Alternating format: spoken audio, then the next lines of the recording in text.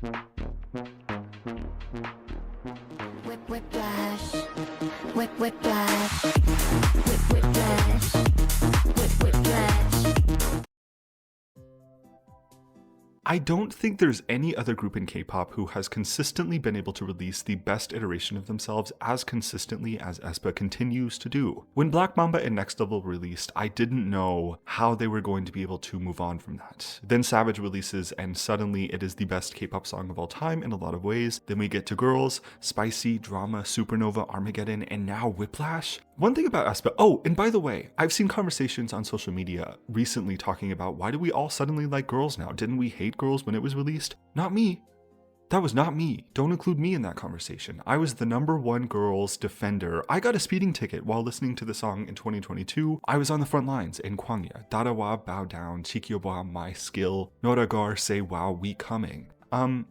But one thing about aespa is that they know how to fully commit to the performance requirement of a song. Dare I say, maybe the best we've ever seen in K-pop. They know how to make a song believable, no matter how crazy the premise is originally. It's really something that only aespa can do.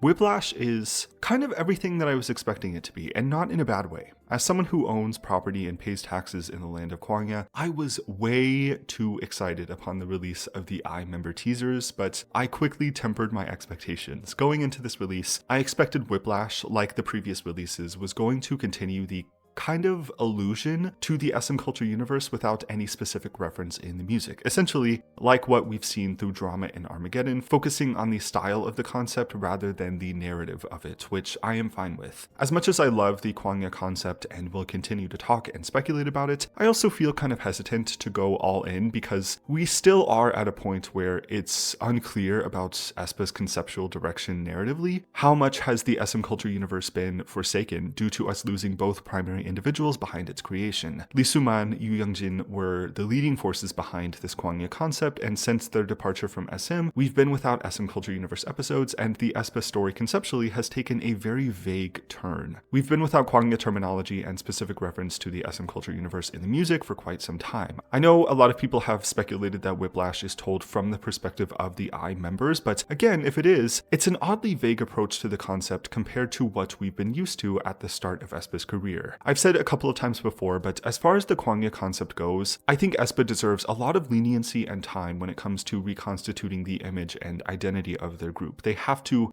really start from ground zero, building this back up again. I think they've been doing a good job at it. Honestly, to reconstruct Drama from what was supposedly a song about environmental protection, that's kind of incredible when you really think about it. As of the release of Whiplash, aespa is still at a very tough spot where the concept isn't being met as it used to be. I guess to sort of continue my conversation from Armageddon, but in a more direct way this time, I think we as fans have to be ready for the reality that the Kwangya concept as we knew of it may never return. Despite my reservations about the end product, Novice debuting gives me some hope that SM Entertainment hasn't left the culture universe behind, but given everything that's happened within that company recently, it is going to have to change in some ways at the very least. Armageddon's genuinely insane budget and the hiring of artists to represent what Cosmosins are also gives me a lot of hope, but again, I think it's better to temper our expectations until aespa gives us a clearer idea of where all of this is going. My personal guess as to what this means for aespa, like I said in the Armageddon video, I think the Kwangya versus real world concept is going to be repurposed into something that just allows them to explore different soundscapes and styles in likeness to Red Velvet's Red and Velvet concept. In reference to Novice's solo debut, the Cosmosins in the Armageddon music video, and the I members for Whiplash, these features of the group's identity may serve more like set dressing for these concepts going forward rather than active players in a developing storyline. As much as I love Kwangya, I am more than willing to part with it if aespa is ready to move on and come into their own artistic identity. I think we as fans of aespa should have that mindset. This ought to be about what aespa wants for themselves, right? I think that's what I have to say. Moving away from concept and focusing on the music, the Whiplash album is a really great project. I think overall, probably my personal favorite since My World. Whiplash as a title track extends the scope of their sound and style in a way that the previous title tracks didn't get to. Again, aespa's ability to build upon their image, try new things, and execute upon them fully is what I admire about this group the most. The cohesiveness of this album's tracks also feel like it's improved improved compared to previous releases, I don't think it's enough to satisfy the growing crowd of people who want the Savage mini album's level of cohesiveness. As far as laid back and slower songs go in their discography, I think Lucid Dream is going to continue to be a problem in this regard. Even if we're saying goodbye to the Kwangya concept as we knew it before, I think presenting projects with more cohesion among the tracks is going to be the expectation going forward. Kwangya and the real world concepts can be combined in very interesting ways. I would say the title track Spicy and the My World album as an extension of that did this flawlessly, so it's not out of the wheelhouse for aespa as a group going forward.